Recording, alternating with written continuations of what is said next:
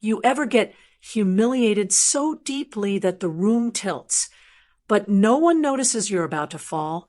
That's how my night began.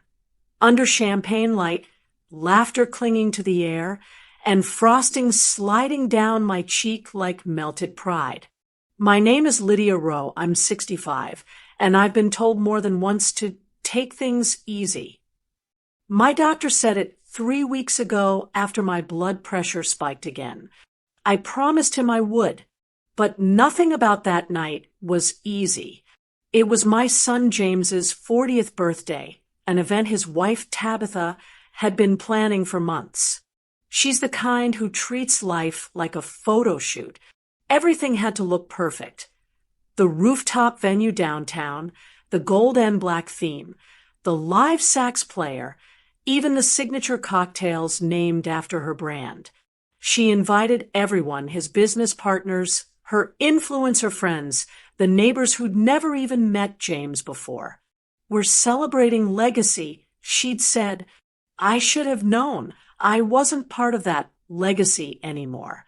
At first, it went smoothly. James made a toast, people cheered, the photographer caught every grin.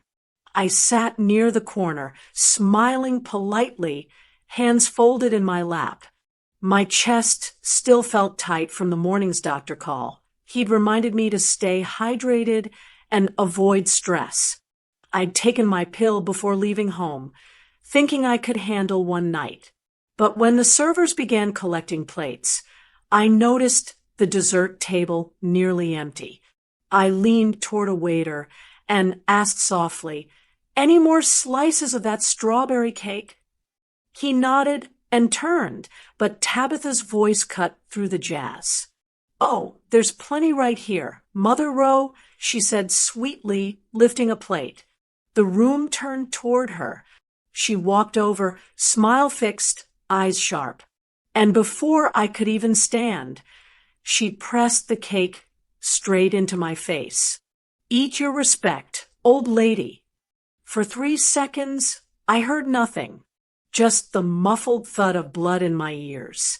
Then came the laughter, small at first, then a wave. I blinked, frosting from my lashes, looking for James. My son, the man I carried, fed, defended. He was laughing too, his arm around Tabitha, like she'd just made a funny toast. Something inside me went very still. Not rage, just a clean, cutting silence. I reached for a napkin, wiped my face, and rose. Phones hovered. One of the business partners tried to hide his discomfort behind a nervous chuckle. I noticed 2 of them, whispering, eyes darting toward James. "People remember how you treat your mother. It leaves an impression money can't fix." Tabitha smirked, still playing to her audience. "Oh, come on, Lydia, lighten up. It's just cake." I looked at her, calm, breathing through the ache in my chest, and said evenly, "This ends tonight." My voice wasn't loud, but it carried. The DJ stopped mid-beat. Forks froze halfway to mouths. You could have heard the air conditioner humming. Tabitha's smile faltered. James's laugh broke in half. The sax player quietly set his instrument down. I turned and walked toward the elevator, frosting still cold against my skin. "Before I go further, let me ask you something. What time are you watching this from your end? Morning? Midnight? Doesn't matter." Picture it. A 65-year-old woman walking away from a party she helped pay for, humiliated by the people she raised.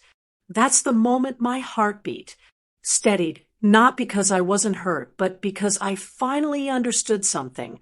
I'd been funding my own disrespect. In the mirrored elevator door, I saw my reflection, ruined makeup, silver earrings glinting under dim light, eyes that had stopped begging to be seen. My doctor said avoid stress. I think what he really meant was avoid people who confuse cruelty with humor. As the elevator descended, I heard faint voices from above, awkward laughter, Tabitha's shrill giggle trying to reclaim control. But I also saw two of James's partners exchange looks near the balcony, shaking their heads. Reputations are fragile things. Some cracks never seal again. When the doors opened to the lobby, the event photographer stood by the exit, camera strap hanging loose. He didn't smile. "Mrs. Rowe," he said softly, "that wasn't right." Everyone saw. I dabbed the last bit of frosting from my jaw and managed a small smile. "Good," I said, stepping into the cool night air. "Then they'll remember." The party went on upstairs. Music, champagne, fake laughter, but something had shifted. They just didn't feel it yet. Because when I said, "This ends tonight," I wasn't threatening anyone. I was promising myself. That week before the party, my house didn't feel like my house anymore. I bought it 30 years ago with my late husband, Raymond. We'd chosen it because of the porch. He said he wanted to grow old where the sun hit the steps first thing in the morning. Now, that same porch was covered with Tabitha's hanging ferns and modern boho chairs she ordered online. Every corner screamed her taste, her style, her rules. "Lydia, can you not leave your teacup in the sink?" she said that Monday morning, standing there in one of her silk robes. "It just makes the kitchen look unkept." She stretched the word like it was dirt. I smiled politely, rinsed the cup, and told myself to breathe. My doctor's voice echoed, "No stress." But how do you avoid stress when someone turns your home into a stage set? James wasn't cruel, not outright. He was what I call selectively blind. If Tabitha complained, he'd rub her shoulder and say, "Mom, just go along. It keeps the peace." So I went along. I went along when she replaced my curtains with white linen panels that made the living room look like a hotel. I went along when she took down the photo of Raymond fishing at Lake Lanier and replaced it with a giant abstract print for aesthetic balance. I went along when she started referring to me as the tenant of love. I still don't know what that meant, but the phrase that week, the one she repeated almost daily, was, "You live here for free." She said it while setting the dinner table, while talking to delivery men, even once over speakerphone with a friend. "Oh, yeah, my mother-in-law's still here." She laughed. "Bless her heart, she lives here for free." The first time, I swallowed it. The second, I felt something twist inside me. By the third, I started writing notes in my journal just to remind myself I wasn't crazy. What she didn't know, what neither of them knew, was that I'd been paying the property taxes every year since Raymond died. Quietly, automatically. It wasn't about pride. It was habit. The county sent the notice directly to my P.O. box. Every January, I took a portion of my pension and mailed that check. I did it out of love for the home, not for them. That Wednesday morning, I stopped by the post office to check my mail. Inside was a large manila envelope from Fulton County Tax Office. I assumed it was the usual receipt, but when I opened it, there was something new. A copy of the updated ownership record. My name was still listed right beside James's. Co-owner. I blinked twice, reading the document again. Not secondary, not former. Co-owner. That single line shifted something in me. It meant I wasn't living in their house. They were living in mine. When I got back, the kitchen smelled like burnt toast and Tabitha's perfume. She was on the phone, pacing near the counter. "Yes, we're remodeling the downstairs after the party." She was saying, waving her hand, "I'm thinking of turning that little room into a wine closet." She glanced at me and whispered into the receiver, "It's the one my mother-in-law uses for her sewing junk." I didn't say a word. I just placed the envelope on the marble counter and started brewing tea. A few minutes later, she noticed it. "What's this?" she asked, flipping it open. Her smile froze halfway through the second line. "Why does your name say co-owner?" I stirred my tea slowly. "Because I said."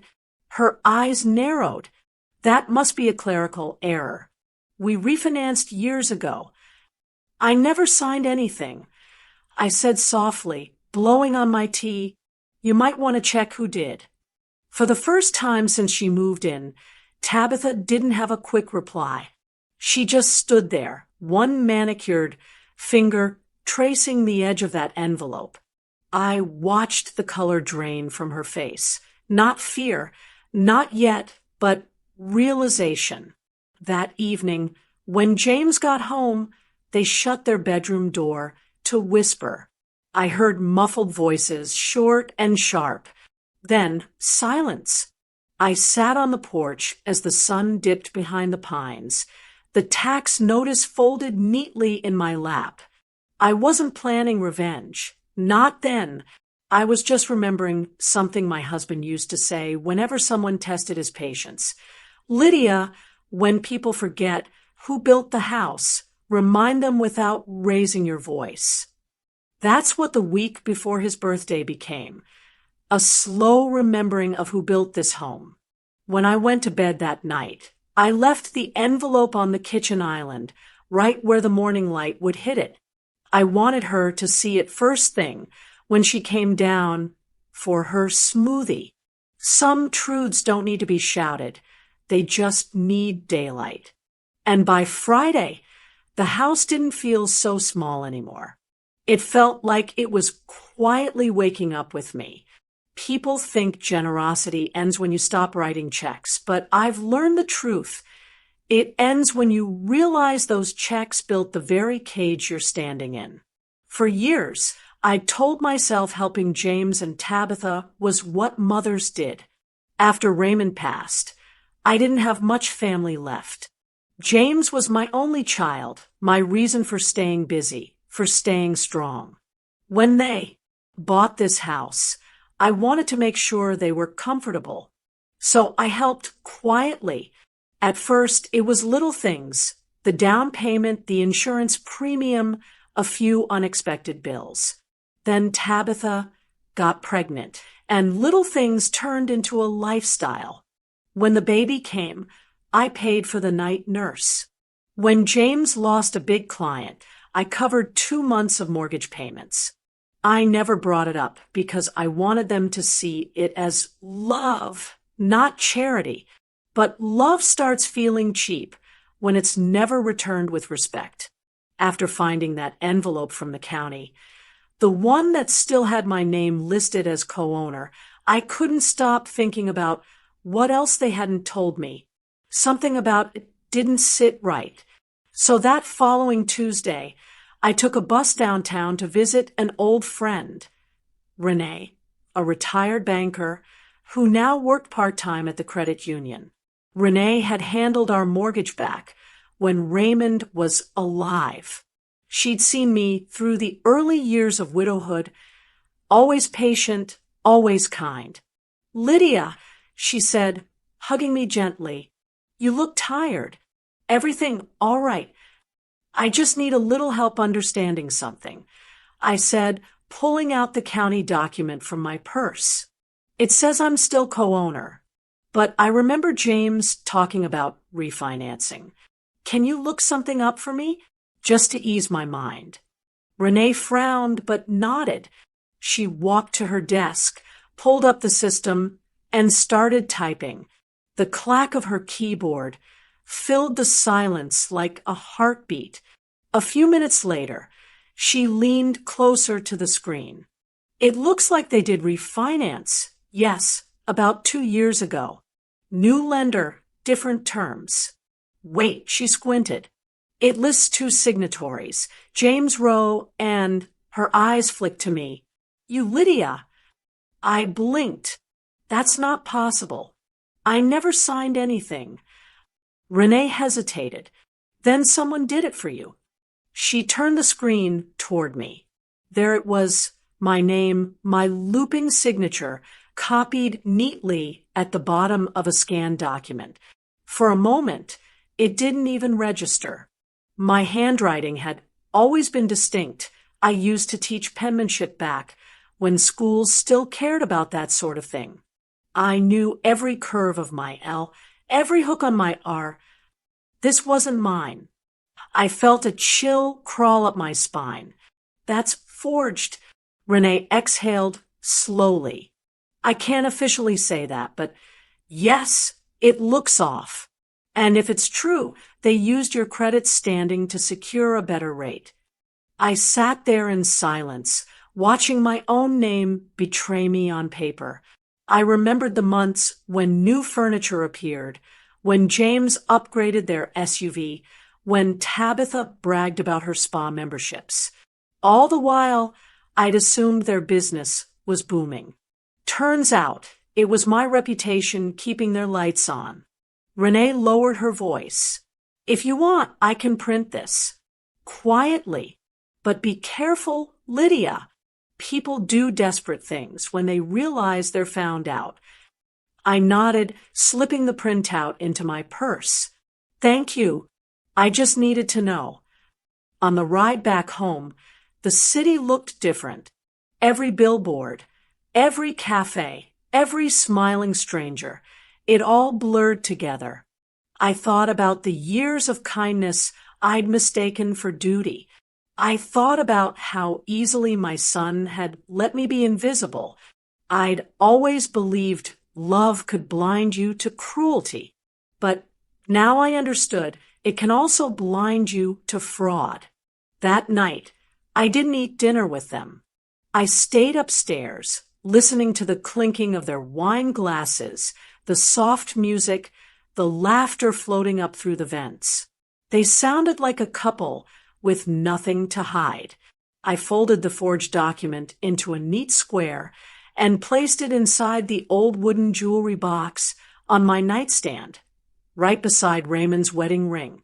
As I turned off the lamp, I whispered, "You'd never believe this, Ray. They didn't just take my kindness, they signed my name to it.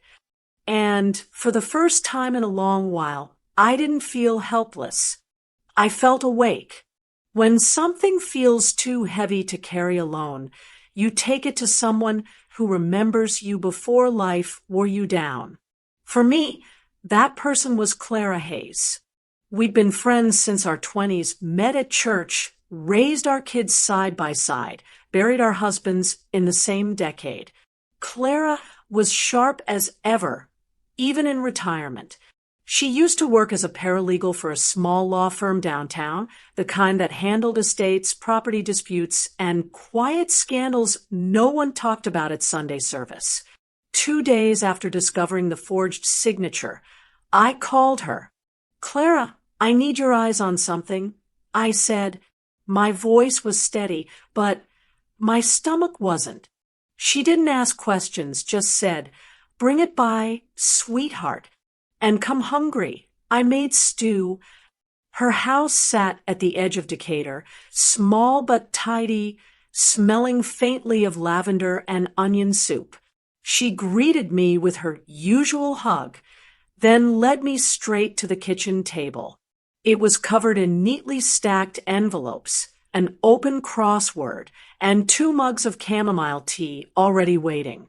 "Now," she said, sliding on her reading glasses, "show me what's keeping you up at night." I handed her the printed copy Renee had given me, the refinance form with my forged signature. She studied it quietly, tracing her finger over the signature line. The L is wrong. Yours always loops inward. This one flares out. Sloppy forgery if you ask me." I gave a nervous laugh. Sloppy or not, it worked. Clara nodded slowly. "You said this is connected to James's house." "Our house," I corrected softly. My name's still on it. That made her look up. Then this isn't just disrespect, Lydia. This is fraud. Her voice didn't rise, but her tone carried weight. She opened a small folder she kept for consultations, as she called them.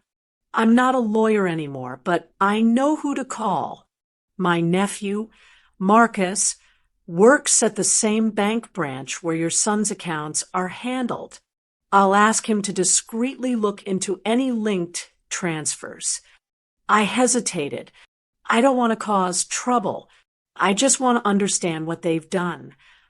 Clara smiled gently. Sometimes understanding is trouble. While we ate, she asked quiet questions, dates, amounts, names. I told her everything.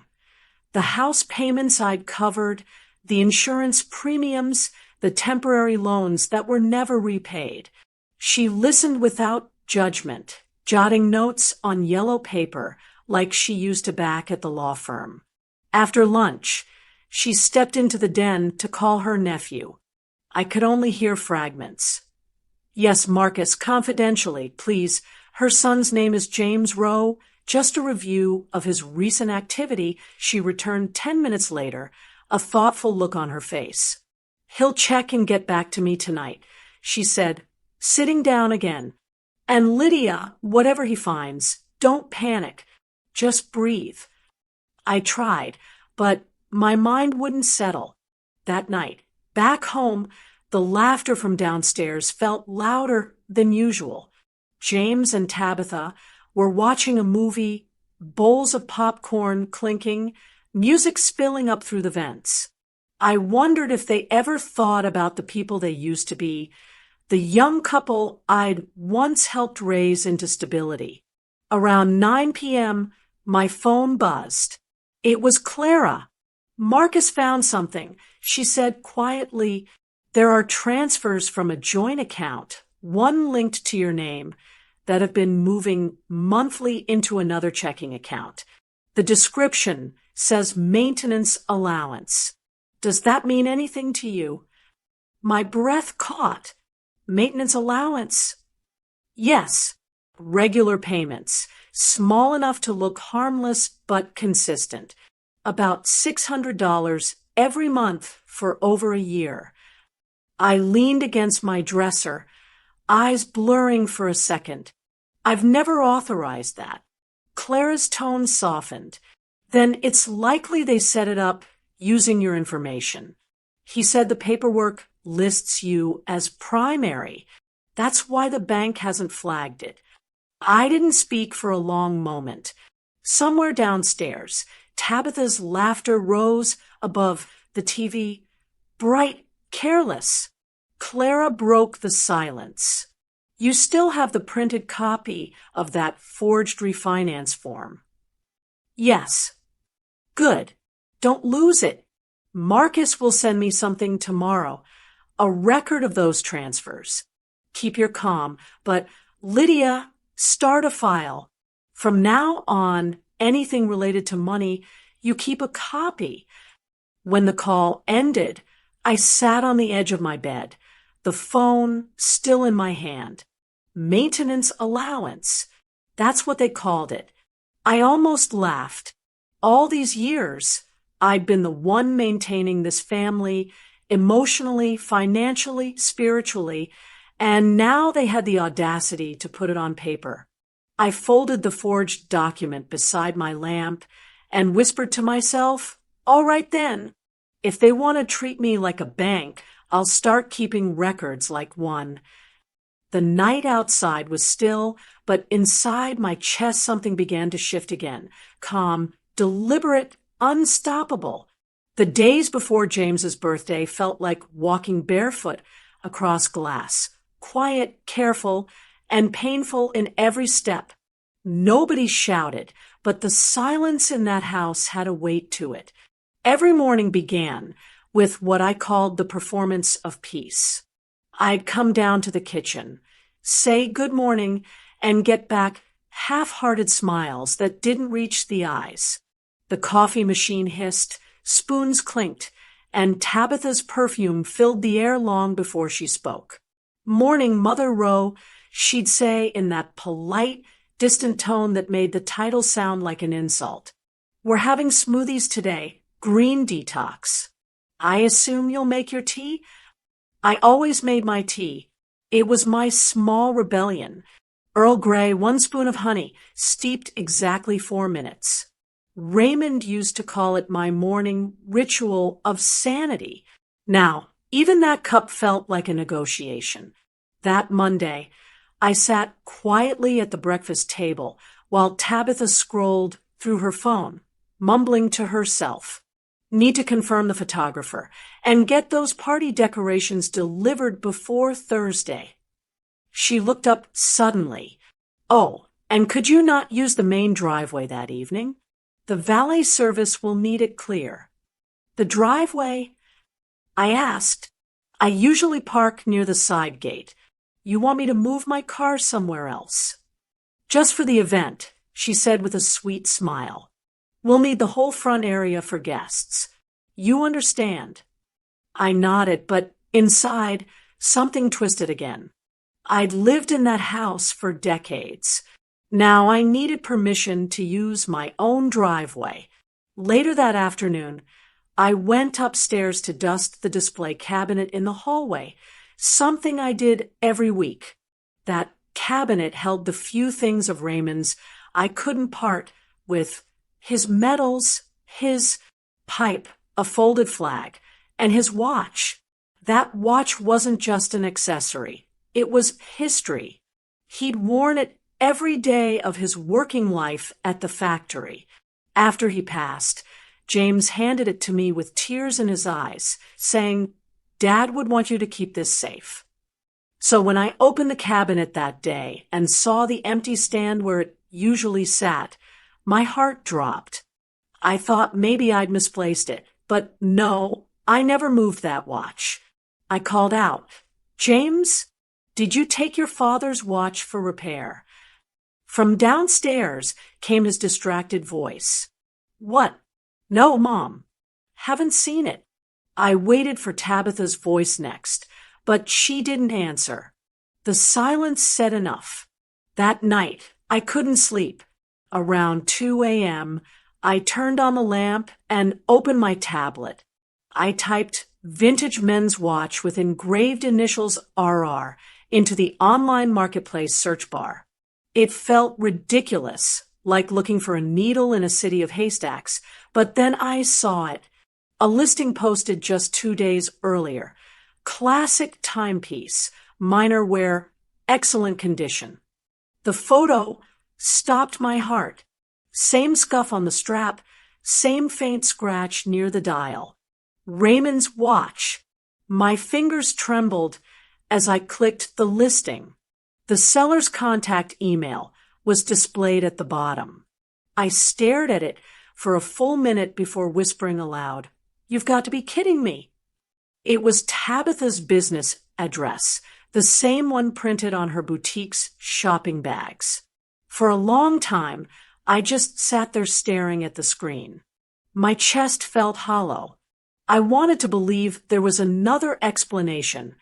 Maybe she'd listed it as a joke or to test a camera.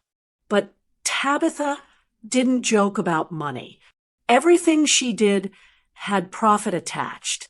The next morning at breakfast, she hummed softly while cutting fruit, her tone almost chipper. "We're doing a final run-through for the party seating chart later," she said. "I'll need the dining table cleared." I looked up from my tea and said calmly, "Have you seen Raymond's watch?" She froze just a second too long. "Watch? Oh, maybe you misplaced it.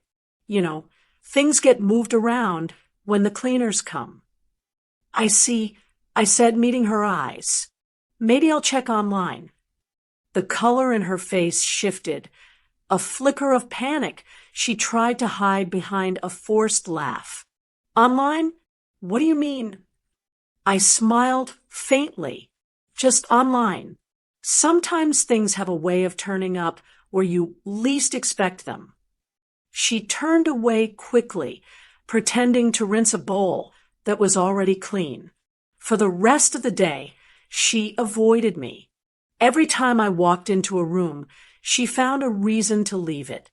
By evening, James came home and mentioned, almost defensively, "Tabitha says you're upset about some missing items. She didn't mean to offend you, Mom." I just looked at him and said softly, "Tell her not to worry. Some things can't be sold twice." He didn't understand what I meant, but I did, because that night I sent the watch's listing link to Clara with a single message: "Keep this safe." And as I turned off the light, I realized the house wasn't just filled with tension anymore. It was filled with proof. The invitation didn't come on paper. It came as an afterthought. 3 days before the party, I was in the backyard trimming the rose bush Raymond planted when James called from the porch. "Mom, Tabitha wanted me to remind you about Saturday," he said. "Remind me?" I asked, brushing dirt off my gloves. He cleared his throat. "Yeah, about my birthday dinner." I blinked. "You mean the big celebration? The one she's been planning for weeks?" He smiled awkwardly, hands in his pockets. "Well, yeah. She thought it might be nice if you came for, optics. You've been kind of quiet lately, and she doesn't want people thinking we're not close." I looked at him, my grown son standing there, using words like optics when talking about his own mother. That's when I realized I wasn't being invited to celebrate him. I was being staged for display. "Oh," I said softly, "optics." He must have sensed my tone shift because he quickly added, "It'll mean a lot to me if you're there, Mom. Just please be nice to her, okay? You know how she gets about appearances." Appearances. That word again. It had become their favorite currency. I nodded, even though my heart ached. "I'll be there," I said. "Don't worry, I'll play my part." That evening, as the sun dipped low, I walked to the end of the driveway to collect the mail. My neighbor, Mrs. Dean, was watering her hibiscus near the fence. She was a kind woman, retired teacher, always the first to wave. But that day, she looked uncomfortable. "Lydia," she said carefully, "can I tell you something you might not want to hear?" I stopped, letters still in hand. "Go ahead." "I was at the salon last week. You know Tabitha goes there too, right?" I nodded slowly. She was talking about the party, showing the decorator photos on her phone. Then one of her friends said something like, "Is your mother-in-law coming?" And Tabitha laughed and said, "Oh, I might invite her for the sympathy votes. Every party needs a tragic figure." For a moment, I couldn't breathe. The air between us went heavy. Mrs. Dean's voice softened. "I'm sorry, Lydia. I just thought you should know. You deserve better." I forced a small smile. "Thank you, Diane. I'm glad you told me."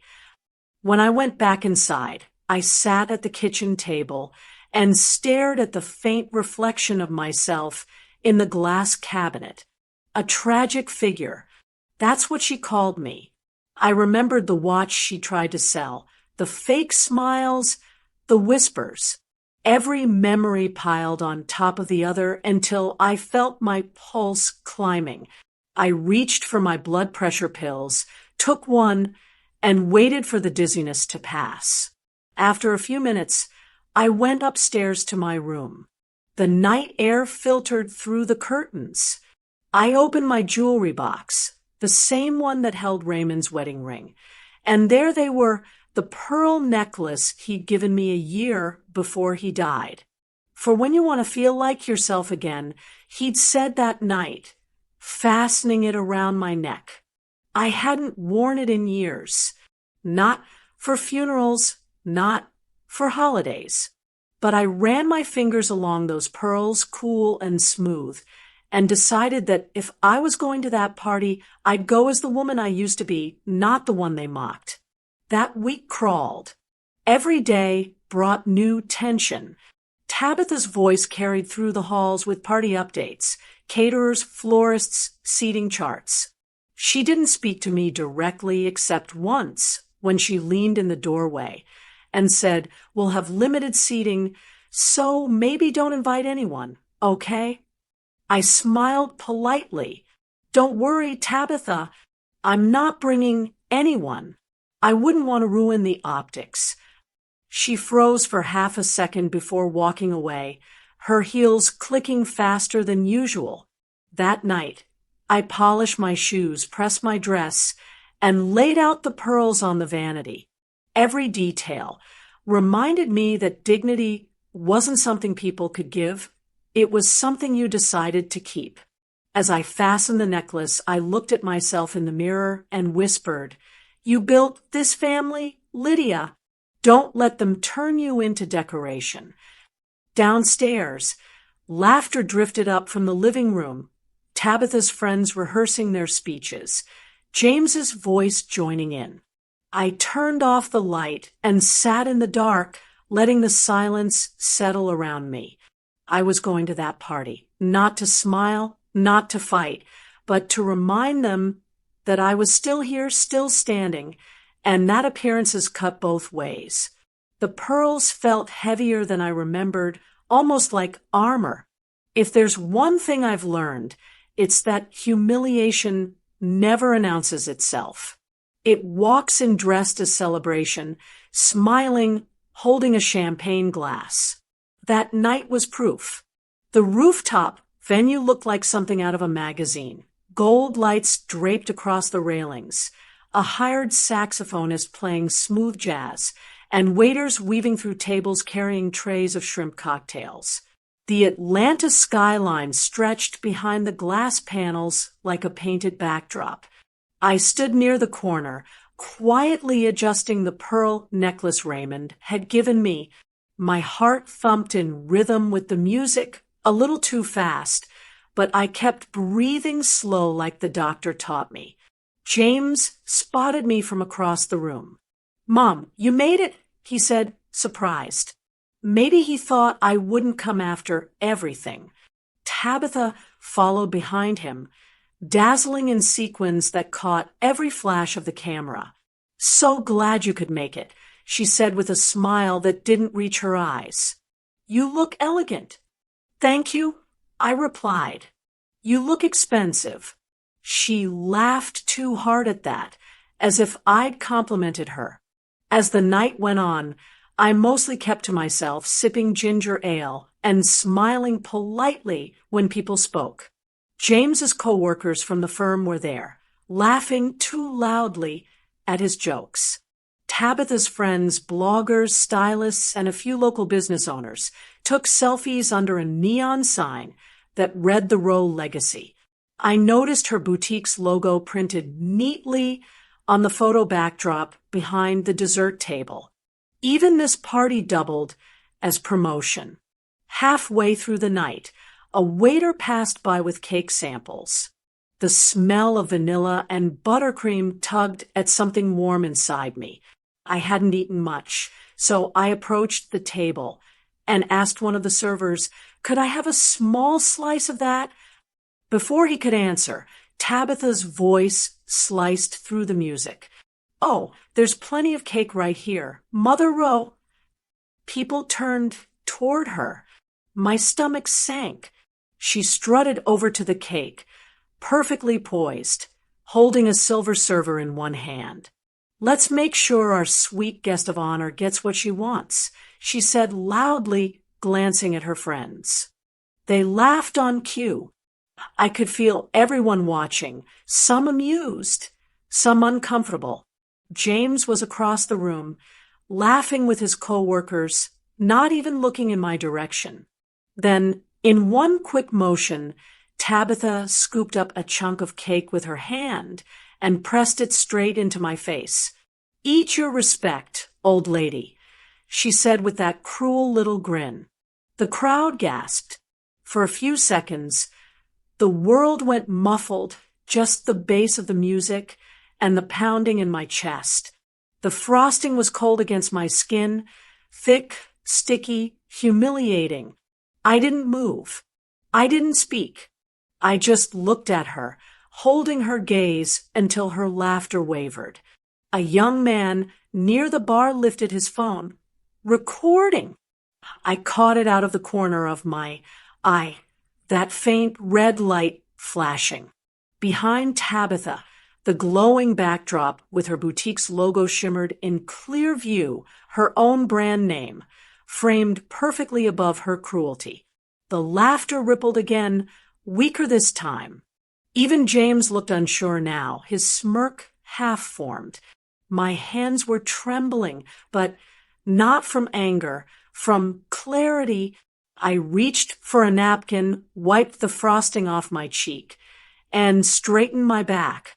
The room fell silent, as I said, in a voice so calm it chilled the air. This ends tonight. It wasn't loud. It didn't have to be.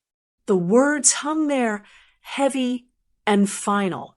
James blinked, confused. Tabitha tried to laugh it off, brushing frosting off her fingers. Oh, come on, Lydia, don't be dramatic. It's just cake. But no one laughed this time. People shifted, uncomfortably whispering. One of James's partners murmured something to another and shook his head. Even the saxophonist stopped mid-song. I turned toward the elevator. My shoes clicked softly against the floor, each step measured. As I passed the young man filming, he lowered his phone slightly and whispered, "Good for you, ma'am." When the elevator doors closed behind me, the music upstairs started again, louder, desperate to cover the tension. But some things can't be covered, not when they're caught on camera. I didn't know it then, but that glowing logo behind Tabitha, the one she'd proudly plastered everywhere, was about to become her own undoing. The night air hit me as I stepped outside, cool and quiet. I could still feel the sticky sugar on my skin, but beneath it, something new had settled. A calm so sharp it almost hurt. I looked up at the Atlanta skyline, the city lights flickering like witnesses, and whispered to myself, "All right, Raymond, I did what you always said. Never raise your voice, just raise your standard." And I walked toward the parking lot without looking back, because some endings don't need applause. They just need to be seen. By sunrise, the house that once smelled like coffee and aftershave now felt like someone else's showroom. I didn't sleep that night after the party. How could I? Every time I closed my eyes, I saw frosting, flashlights, and my son's laughter echoing across the rooftop. By dawn, I decided I wasn't going to stay another night under their roof. Not after everything I'd built had been turned into a stage for my humiliation. I packed quietly, one drawer at a time. The pearls went into their box, the county deed, and forged refinance printout into a manila folder, and Raymond's photo into my purse. I didn't slam doors or leave notes. I just folded my life neatly and slid it back into the suitcase it came in. When I stepped into the hallway, the house was still asleep. The only sound was the faint hum of the refrigerator and the birds outside catching the first light. I paused by the kitchen counter where the envelope from the county still sat, untouched since that week. I placed my house key on top of it, a silent message. I'm leaving, but not gone. My old Corolla started on the second try. I drove straight to the credit union downtown. Renee, my banker friend, hadn't been expecting me that early, but when she saw my face, she didn't ask unnecessary questions. "Morning, Lydia," she said gently, ushering me into her office. "You look lighter somehow." "I am," I replied. But I need to make a few changes. She nodded, gesturing for me to sit. Tell me what's on your mind. I want to stop all automatic transfers to my son's household account, I said. Every one of them. Insurance, mortgage assistance, credit card linkages, all of it. If my name appears anywhere, remove it. Her eyebrows lifted slightly, but she just said, Understood. Give me 15 minutes. While she typed, I stared out the window at the busy street below. The city looked peaceful from here. People walking dogs, sipping coffee, living their mornings without knowing a woman upstairs was cutting financial cords that had been strangling her for years. Renee turned her monitor toward me. We can freeze the joint account immediately, but you'll need to sign authorization. She handed me a form, and for the first time in a long while, I signed my own name on a document I actually approved of. Would you like me to contact your financial advisor? She asked. Yes, I said. Tell Greg to review all my accounts. I want separate statements and new security passwords. If anyone calls claiming to have my consent, tell him to verify directly with me. Renee smiled. You're protecting yourself. It's overdue. By noon, everything was set. Automatic transfers, canceled, joint access, frozen, standing instructions, revoked. My money, for the first time in years, was mine again. I drove next to the small apartment I'd rented years ago after Raymond's passing. The one I'd never given up completely. It was modest but quiet, with a view of a church steeple and a garden that still bloomed wildflowers. I unpacked, hung my dress carefully, and sat on the porch with a cup of tea. Peace felt strange, almost suspicious. That afternoon, my phone buzzed. It was Greg, my financial advisor. Lydia, he said, sounding both curious and impressed. You did the right thing. The freeze processed successfully. Just so you know, there was an attempt to use the joint credit line an hour ago, declined immediately. Whose card? I asked, though I already knew. Tabitha's business account. He said, she must have tried to make a vendor payment. The card flagged as restricted. For a moment, I didn't say a word. The image of her face flashed in my mind, the calm cracking behind her polished smile when a transaction failed.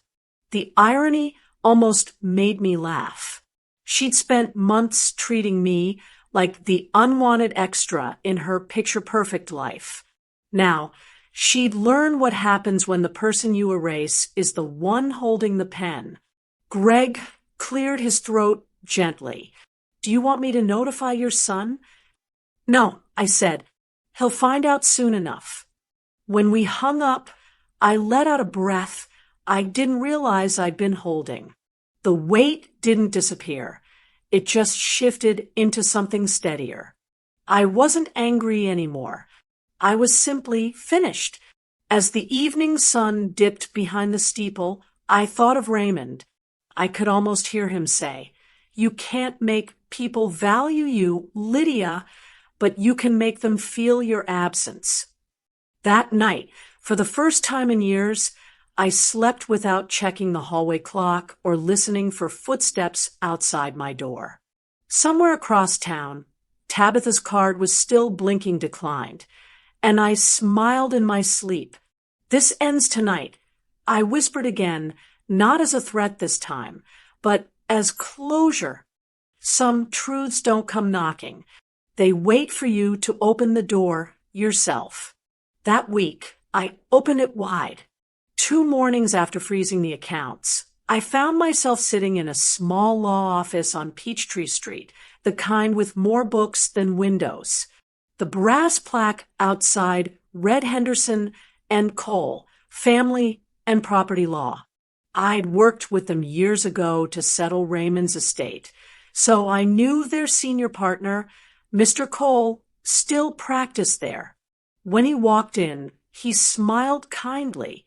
"Lydia Rowe," he said, shaking my hand. "It's been a long time. What brings you back?" I slid the manila folder across the table, the forged refinance form, the bank transfer records, and copies of every check I'd written to keep that house running. "I need to know where my money has really been going," I said, "and I want it done quietly." He glanced over the papers, adjusting his glasses. "You're asking for a private audit?" "Yes," I said, "of everything I've contributed, to the house, to James's business, even to their personal accounts. I want a clear picture." He nodded slowly, already scribbling notes. "We can do that. I'll assign one of my paralegals to start reviewing the records. You still have your bank statements?" "Every one of them," I said, "and copies of receipts going back 5 years. He smiled faintly. "Good. That makes this easier." Within an hour, I'd signed a few forms granting permission for the audit. It felt strange, like handing over pieces of my life, but necessary. Mr. Cole promised discretion. "We'll keep your name off any correspondence until we have proof," he said. "You deserve to know the truth before anyone else does." By noon, I stopped by Clara's house to tell her.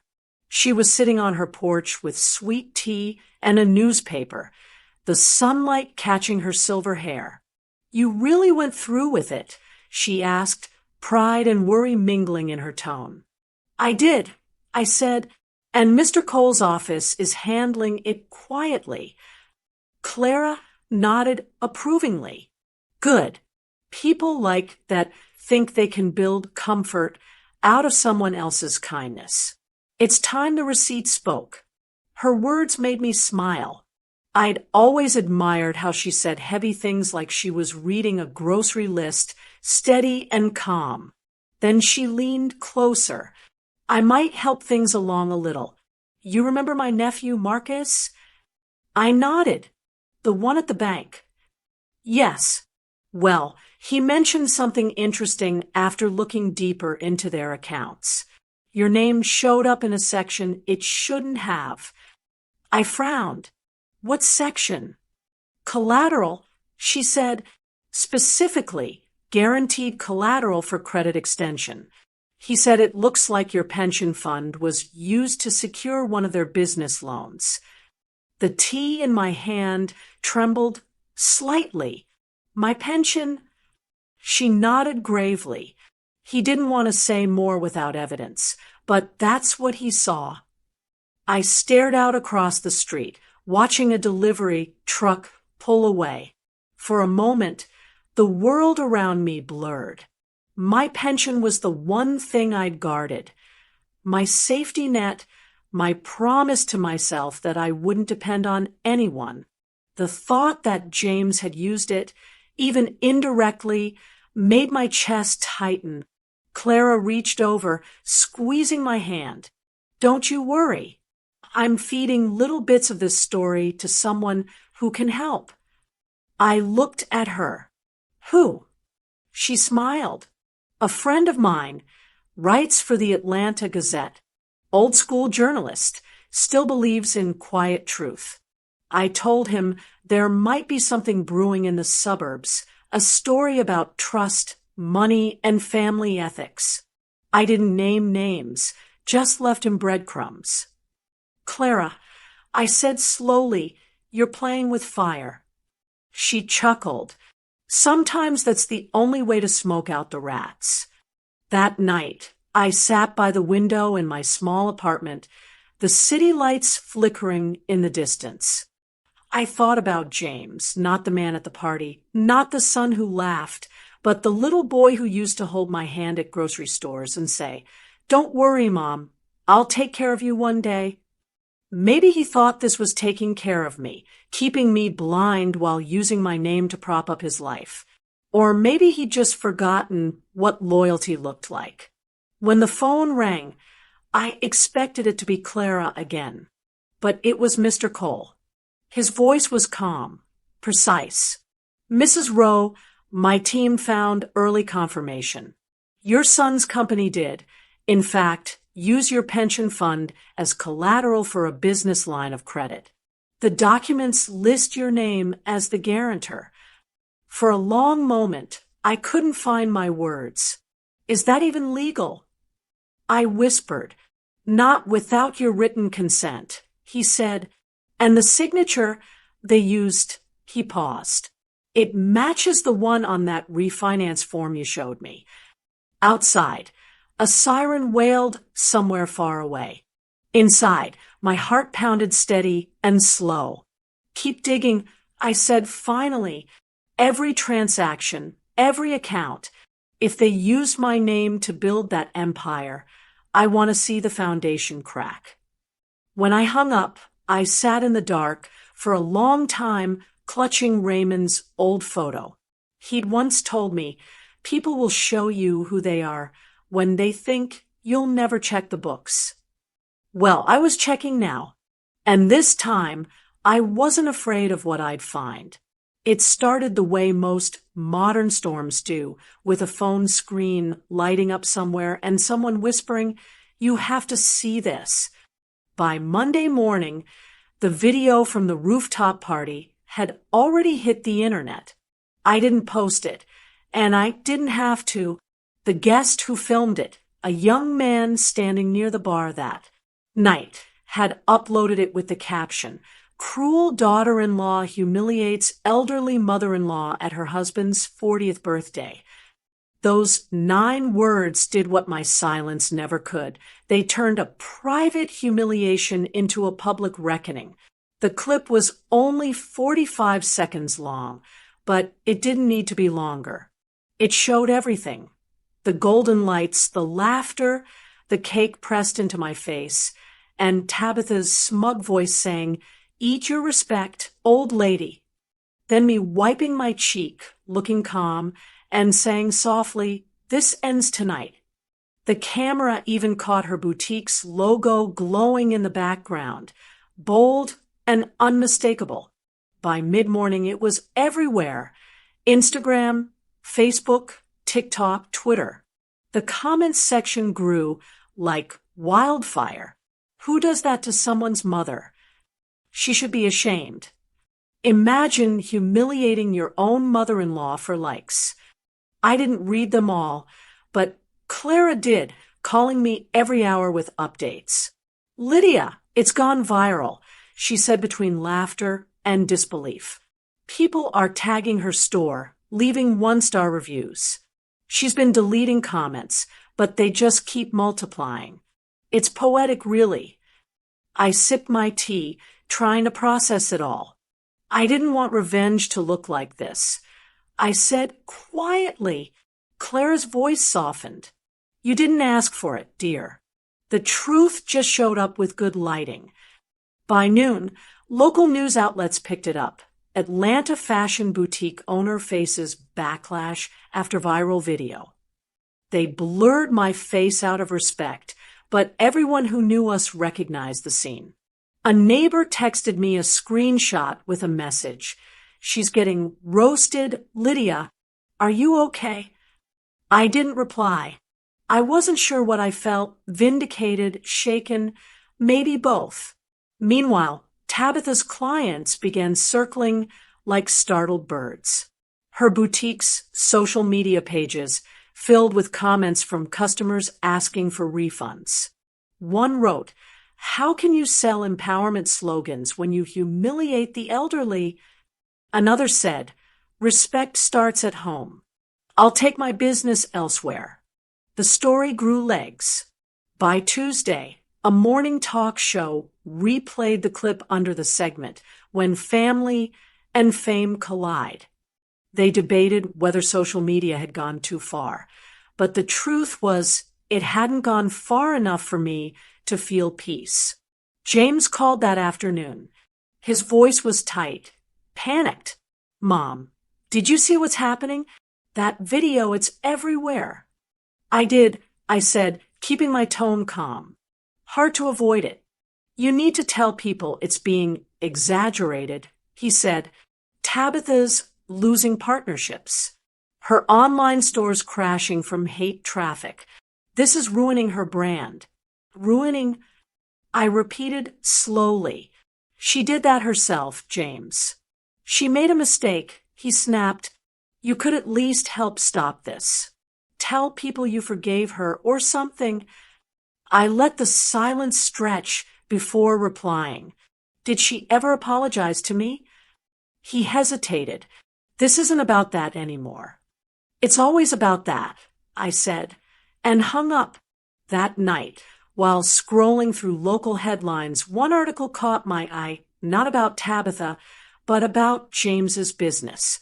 The headline read, Investor withdraws from Row Properties amid viral scandal. My stomach tightened as I read the subtext. One of his largest partners, a man who'd been at the party, had quietly pulled out of a multi-million-dollar joint venture. The article quoted him.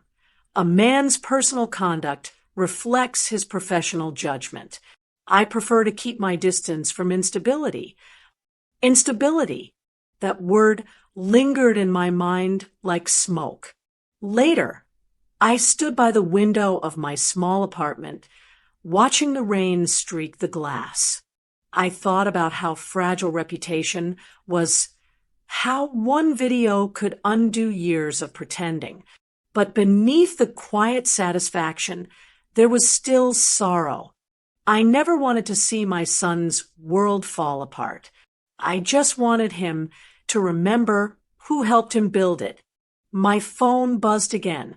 Another message from Clara. It's on the local evening news now. They're calling it Cakegate. I smiled faintly despite myself. Cakegate, I whispered, shaking my head. Raymond would have laughed at that. Before going to bed, I turned off my phone and whispered a small prayer, not for revenge this time, but for truth to keep doing what truth does best, reveal. Because if a slice of cake could expose everything they tried to hide, then maybe the world was finally catching up to the lesson I'd already learned the hard way. When you build your image on someone else's dignity, the fall always goes public. Mr. Cole spread the trust binder on the conference table like a map of a country I thought I knew. The paper smelled like old paper and lemon polish, the kind of calm that makes you think answers live in ink if you're patient enough to read them. He flipped past tabs, labeled definitions, distributions, successor trustee, then stopped and tapped a page with his pen. Here, he said, your husband and you signed this revision 8 years ago. Standard protections, but this line is unusual and helpful. He slid the binder toward me. In plain language, not legal fog, it read, if any beneficiary commits an act of moral misconduct toward the benefactor, the trustee may suspend or revoke that beneficiary's interest temporarily or permanently. I stared at the words until they steadied. Moral misconduct, I said quietly, that's not just a feeling. It's not a feeling, he replied. It's conduct, and conduct can be proven. He folded his hands. But I need more than a viral clip. Social media can be edited. For the clause to hold, we need contemporaneous statements, sworn, dated, specific. Affidavits, I said, remembering the word from Raymond's estate. Exactly, he nodded. From people who were there and heard the exact language used toward you. He looked at me over his glasses. You told me several of James's business partners were present. They were, I said, and so were some of Tabitha's friends. Then we'll start there. He clicked his pen. We ask for sworn statements confirming what was said and the setting. Public, humiliating, directed at the benefactor. I'll draft a template that keeps them focused. No commentary, just facts. He called in a paralegal to take details. Date, time, venue, who stood where. My hands were steady as I answered. It wasn't about reliving it. It was about recording it. Mr. Cole's voice stayed, even like a metronome. "We are not rushing," he said. "We are preserving." When I left the office, Atlanta was hot and bright, the kind of afternoon that bleaches color out of sidewalks. Clara called as I reached the curb. "How'd it go?" "There's a clause," I said. "It says what we need it to say." Clara let out a slow breath. "Then we'll give it what it needs to stand." That evening, Mr. Cole's first emails went out, measured, professional. "We understand you attended the celebration on date, at venue. Please review the attached statement and, if accurate, sign before a notary. The statement must reflect the exact words heard directed at Mrs. Rowe." He didn't argue or threaten. He simply invited truth to be written down. The next day felt long. I folded laundry in my little apartment, watered the basil on the windowsill, and tried not to check my phone every 10 minutes. Mid-afternoon, the first reply came in, a scanned affidavit from one of James's partners. Mr. Cole forwarded it with a single line, "First confirmation received." I opened the PDF and read slowly. The man had written in tidy block letters what he heard at the cake table. "Eat your respect, old lady." He'd added, under oath, that the remark caused visible embarrassment and distress, and that it was said loudly for others to hear. My throat tightened, not from hurt this time, but from relief that someone had finally moved from watching to witnessing. An hour later, a second affidavit arrived, this one from a guest I barely knew, a woman who worked in marketing and prided herself on details. She confirmed the location, the sequence, the backdrop.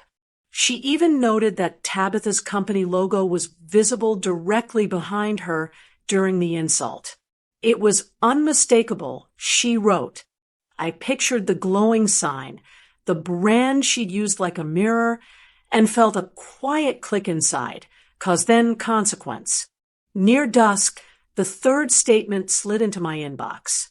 It came from a younger guest who had filmed the moment, but in the affidavit didn't mention the video at all, only what he had heard with his own ears. Direct quote spoken by Tabitha Rowe to Mrs. Rowe. "Eat your respect, old lady." He signed, dated, notarized. No drama. Just truth, pinned to paper. I forwarded all three to Mr. Cole and set the phone down, palms flat on the table, as if steadying it. The room felt still, almost holy. For days, I had carried this like an ache underneath my ribs. Now, the ache had a shape. The phone rang. Mr. Cole again. "Mrs. Rowe," he said, voice warm but precise. "We have enough to satisfy the clause's evidentiary threshold. 3 independent witnesses, same language, same setting. That meets any reasonable test of moral misconduct toward the benefactor." I closed my eyes. So the words matter. "They always have," he said. Paper rustled on his end. "I will prepare the trustee notice citing the clause.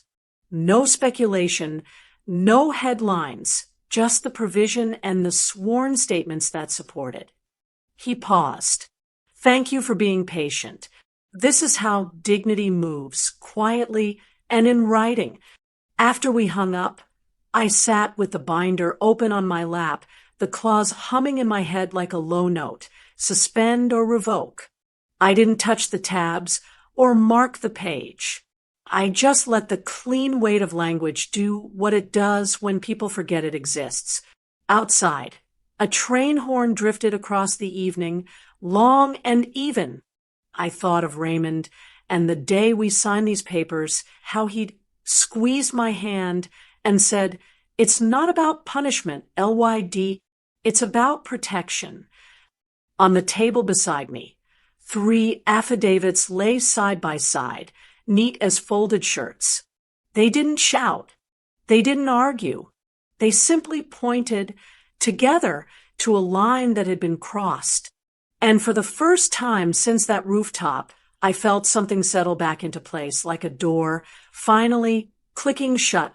Legal letters don't shout. They arrive in plain envelopes and speak louder than any argument could. By Thursday morning, 3 of them were already on their way, one addressed to James, another to Tabitha, and a third to their business accountant. Each letter carried the same tone, calm, professional, and final. Mr. Cole called me just before noon. "Everything's been filed," he said. "The trust clause has been invoked, pending review. Their accounts connected to your name are officially frozen. Any property transfer attempts will flag immediately." I nodded, even though he couldn't see me. "Thank you," I said quietly. "I want everything to happen by the book." "It already is," he replied. "But Lydia, this may get loud. When people lose access to what they never earned, they tend to panic." He wasn't wrong. By the time I hung up, the first reaction had already begun. Clara called, her voice buzzing with secondhand chaos. "It's happening," she said. "Marcus texted me. Tabitha went to the bank this morning. Her card got declined. She made such a scene, they had to escort her out." I took a slow sip of tea. That was faster than I expected. "Fast and deserved," Clara replied. "But there's more. Her mother's in town." I frowned. "For what?" "To scold her, apparently. Someone tipped her off about the video and the money mess. She showed up at their house like a thunderstorm." I could picture it. 2 women, both proud and loud, colliding in that polished kitchen. For years, Tabitha's mother had treated James like a trophy her daughter deserved. Now she was likely realizing that trophy came with debt and scandal. Clara chuckled softly. "The neighbors say you could hear her shouting from the driveway. Something about shaming the family name and dragging her husband's reputation online." I almost wish I'd been there. I didn't laugh. Part of me still ached knowing my son was caught in the middle of the wreckage he helped build. Around 3 p.m., my phone rang again. This time it was James. His voice was strained, thinner than usual. "Mom, what did you do?" "I followed the law," I said evenly. "You should try it sometime." "This is serious," he snapped. "The bank just froze everything. The firm says they can't release project funds because of some trust investigation. Do you know what that means?" "I know exactly what it means," I replied. "It means things are being set right." He exhaled sharply. "You've embarrassed us. Tabitha's losing clients. Her mother's furious. And now my lawyer says I could face charges, criminal penalties, for signing those refinance papers." "Did you sign them?" I asked. He didn't answer right away. The silence on the other end told me everything. "James," I said softly, "you were raised better than this. If you'd asked, I might have helped you honestly. But forging your own mother's name, that's not a mistake. That's a choice." His voice cracked. "I didn't think it would go this far." "It already has," I said. "You can still fix your part, but you'll have to do it without my money." He muttered something under his breath, something that sounded like shame. Then the line went dead. I sat there for a long time afterward, the tea gone cold in my hands. Outside, the sky was gray and heavy, the kind that presses down on you until evening. I thought of Raymond again, how he used to say, "Some storms don't pass. You just learn to stand in the rain." That evening, Clara came by with 2 slices of pie. We sat by my small kitchen window, watching the streetlights flicker on. "It's starting, isn't it?" she said. "Yes," I said. "And for once, it's starting without me having to lift a finger." She smiled. That's what happens when truth gets its paperwork. We ate quietly after that, listening to the hum of the city below. Somewhere across town, Tabitha's mother was probably packing her bags, James was probably pacing in his office, and the house that used to feel like mine was now under official review. I wasn't celebrating. I was just breathing again. For years, I'd been funding their peace at the expense of my own. Now that the money was gone, the peace had followed it out the door. And though I didn't say it aloud, I knew something with absolute clarity. This wasn't the end of their unraveling. It was just the beginning of their education. Courtrooms have their own kind of silence, thicker than church silence, heavier than hospital silence, the kind that holds breath instead of air. I'd been in plenty of buildings in my life, but never one that made my heartbeat sound so loud. It was a gray Tuesday morning in Fulton County Small Claims Court, the kind of morning that smelled like rain and coffee and nerves. James sat 2 rows ahead of me, his suit neatly pressed, but his eyes restless. Beside him, Tabitha wore black like it was a funeral, though I couldn't tell if she was mourning her pride or her lifestyle. Their lawyer whispered to them, low and fast. I didn't need to hear the words. I'd already heard enough lies from their end to last a lifetime. Mr. Cole stood next to me at our table, calm and professional as always. "Remember," he said quietly, "we don't need emotion today. We have evidence." I nodded. My hands rested on the small folder before me. Every page, every signature, every receipt lined up like soldiers ready to testify. When the judge entered, the room rose. She was a middle-aged woman with kind eyes but a firm voice. She didn't look like she tolerated foolishness. Case 2214. Fr. Roe versus Roe, the clerk called out. The irony wasn't lost on me. A mother suing her own son. The opening went as expected. Mr. Cole spoke first, presenting the summary. "Your Honor, this case concerns unauthorized use of Mrs. Roe's name and pension fund to secure financial instruments and the subsequent misuse of her assets without consent." The judge looked at me briefly, her expression unreadable, then turned to James's lawyer. "Defense." Their attorney, a slick man in a shiny tie, rose and said, "Your Honor, we intend to show that Mrs. Roe was aware of the transactions in question and gave verbal approval. This is a simple family misunderstanding, not fraud." "Verbal approval?" Mr. Cole repeated, almost amused.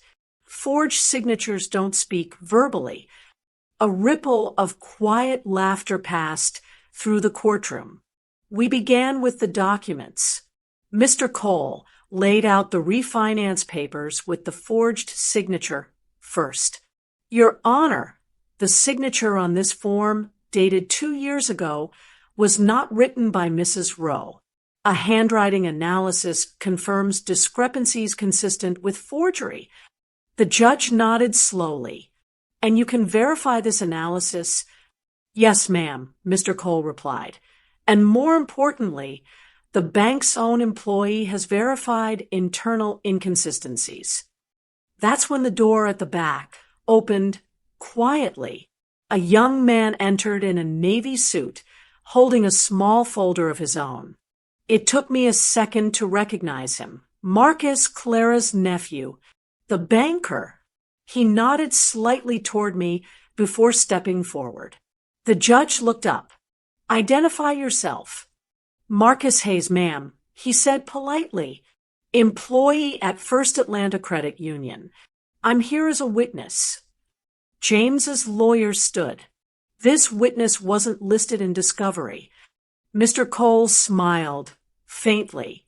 He contacted us voluntarily this morning. We received new documentation overnight. The judge gestured. Proceed. Marcus approached the bench and handed over a packet.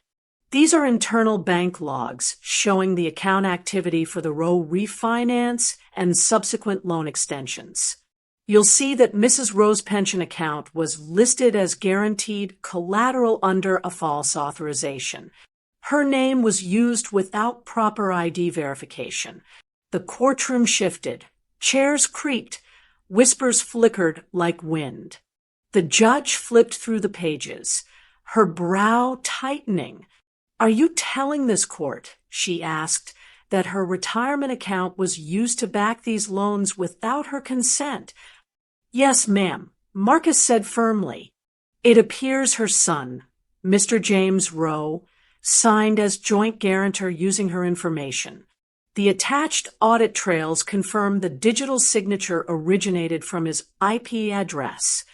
James's face went pale. Tabitha's hand dropped from his arm like she touched fire. The judge leaned back. Well, Mr. Rowe, she said slowly, this doesn't sound like a misunderstanding. It sounds like fraud. Her gavel tapped lightly. Until this matter is fully reviewed, I am ordering a temporary seizure and verification of all property titles and accounts associated with the plaintiff's name. James's lawyer began to protest, but she raised her hand. If your clients acted in good faith, the audit will show it. If not, they'll have the opportunity to explain that to a higher court. The words hung in the air, final, heavy, merciless. Mr. Cole gathered our papers calmly. Thank you, Your Honor. As we left, Marcus caught my eye and gave a small, respectful nod. I wanted to thank him, but my throat was too tight to speak. Outside the courthouse, the rain had started, soft and steady. I stood beneath the awning, watching people rush past with umbrellas. Clara was waiting in her car across the street, waving. How'd it go? She asked as I climbed in. I exhaled slowly, staring out the window. The truth finally spoke out loud. Clara smiled, then let it echo. As the wipers cleared the windshield, I looked back at the courthouse one last time. It didn't feel like victory. It felt like air after years of holding my breath. And for the first time, I wasn't afraid of the rain. It didn't take long for silence to turn into headlines. By the end of that week, every local news outlet had picked up the story. Boutique owner at center of financial forgery case, and Atlanta realtor investigated for using mother's pension as collateral. My phone didn't stop buzzing, but I didn't answer calls or open messages. I didn't need to. The world had started connecting the dots on its own. The clip of the cake incident resurfaced again, now with captions, context, and court updates layered on top. Talk shows replayed it beside footage of Tabitha leaving the courthouse in oversized sunglasses, hiding behind a jacket. Commentators dissected her every move, from her refusal to apologize to her statement that the incident had been blown out of proportion. Sponsors didn't wait for explanations. Within 48 hours, 3 of her biggest collaborators pulled out, including a jewelry brand that had once featured her face on billboards. Their official statement read, "We uphold values of respect and integrity. Effective immediately, our partnership with Mrs. Rowe's brand is discontinued." I didn't celebrate. I just folded laundry and turned off the TV when her face came on. Vindication doesn't always feel like victory. It often feels like peace returning in small pieces. James's downfall, however, was louder. His company, Rowe Properties, started bleeding money the same week the judge ordered the property titles into verification custody. Clients grew nervous, investors withdrew, and new deals evaporated overnight. The same partner who'd once called him the future of Atlanta real estate told the press, "Ethics define leadership. We're reassessing all affiliations." By Thursday, James's office doors were locked. His employees found out through an email that read simply, "Operations suspended pending legal clarification." I didn't gloat. I couldn't. Watching your child's choices dismantle his own life isn't satisfaction. It's heartbreak dressed in truth. That Friday afternoon, I heard a knock at my apartment door. When I opened it, I froze. It was Elijah, my grandson, 12 years old, his backpack still on one shoulder, rain drizzling down his hair. "Grandma," he said softly. I let him in before I could even think. He looked around the little living room like it was a museum of another life. "Mom doesn't know I came," he admitted. She was crying again. "Dad's been yelling a lot." I crouched down, brushing the damp curls from his forehead. "You shouldn't have come alone, sweetheart." "I took the bus," he said. I wanted to see if you're okay." Something in me cracked then, not from pain, but from the reminder that innocence still existed somewhere in this wreckage. "I'm fine," I said gently, "better than I've been in a long time." He hesitated, then reached into his backpack and pulled out a small frame. Inside was a photo from 2 years ago, me, James, Tabitha, and Elijah standing in front of the house. The same house that was now locked under legal review. "I found this in the drawer," he whispered.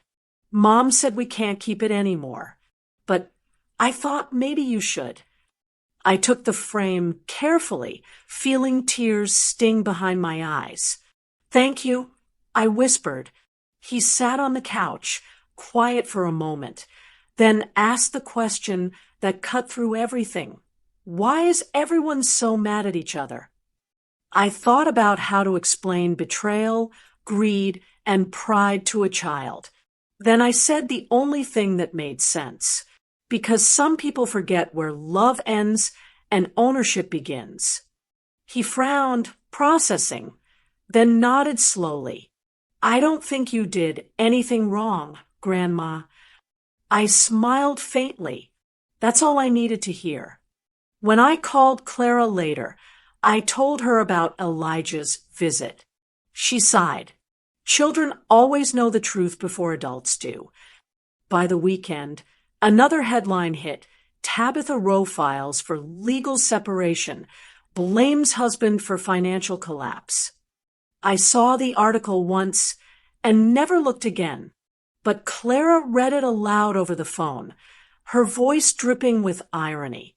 She says he ruined her brand and her family's stability. No mention of cake or forged signatures, of course. People rewrite their guilt to make it sound like grief. I said, the papers confirmed what we already knew. The empire they built on deceit had started crumbling from within. Tabitha moved out of their house and back with her mother. James stayed behind, drowning in calls from creditors and lawyers. That night, I placed the framed photo Elijah gave me on my table beside the pearls. I didn't hate them anymore, not James, not even Tabitha. I pitied them. Because some lessons in life don't arrive as punishment, they arrive as reflection. As I switched off the lamp, I whispered, "Let it all fall, Lord. Let it fall until what's left is honest." Outside, thunder rolled low across the horizon, but for the first time in months, it didn't sound like warning, it sounded like cleansing. Peace doesn't arrive with noise. It walks in softly, like morning light creeping through the blinds. 3 months after the court hearings ended, I found myself waking up in a place where the air finally felt like mine again. A small cottage on the outskirts of Marietta, nothing fancy, but perfect. A wraparound porch, 2 magnolia trees, and a patch of soil that reminded me of home. After everything that fell apart, it felt like the first honest beginning I'd had in years. The move was quiet.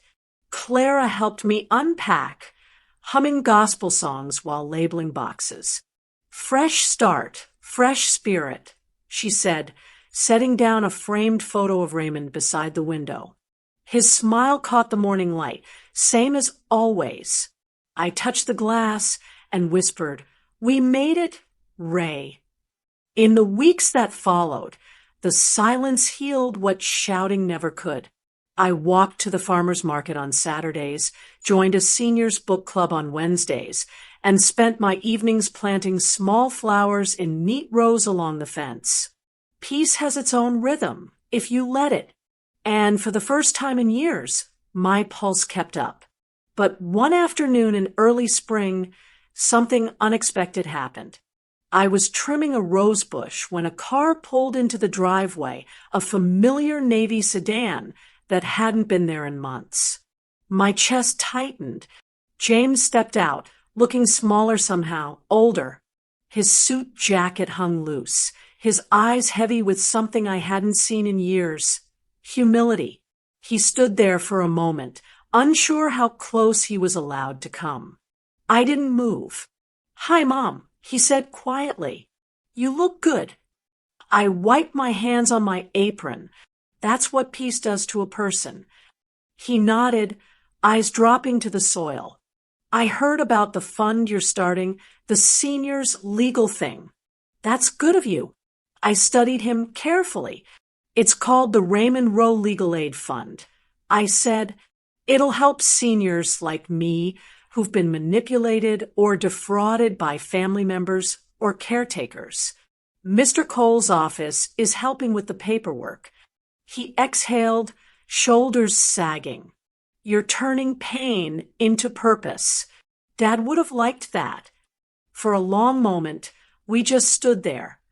The wind rustling through the magnolia leaves, the silence thick, but not cruel. Then he spoke again. "I came to say I'm sorry, Mom. Not just for what I did, but for how blind I let myself become. I thought I was protecting my family, but I forgot you were part of it." His voice cracked. "You didn't deserve any of that." I looked at him, really looked at him, and for the first time, I didn't see the man who betrayed me. I saw the boy who once held my hand crossing the street. "You hurt me, James," I said softly, "but owning you're wrong is the first honest thing I've heard from you in years." He nodded, blinking hard. "If you'll let me, I'd like to help with the garden. Maybe fix the fence. It's the least I can do." I thought about it, then handed him a pair of gloves. "Start with the weeds," I said. "Everything else will follow." He gave a small, grateful smile and knelt beside the soil. For an hour, we worked in silence, side by side. No words, no explanations, just the sound of shovels and forgiveness slowly taking root. It wasn't perfect, but it was something. That evening, as the sun sank low and the garden began to glow gold, my phone rang. It was Mr. Cole. "Good news, Mrs. Rowe," he said. "The property review is complete. The court officially restored the full ownership of your home to your name.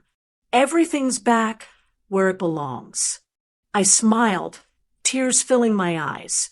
"Thank you," I whispered, "for helping me reclaim more than just a house." He chuckled. "You did that yourself." When I hung up, James was still in the yard, fixing a loose hinge on the gate. The sky behind him burned orange, soft and forgiving. I stood on the porch, hands on the railing, feeling the weight that had carried me for years finally dissolve into the evening air. As the wind swept through the magnolias and the last light touched the pearls at my neck, I thought about that night on the rooftop, the laughter, the cake, the words I'd spoken. They had no idea what I meant when I said them, but now I did. It truly ended that night. For them, I whispered, smiling as the world settled around me. For me, it finally began.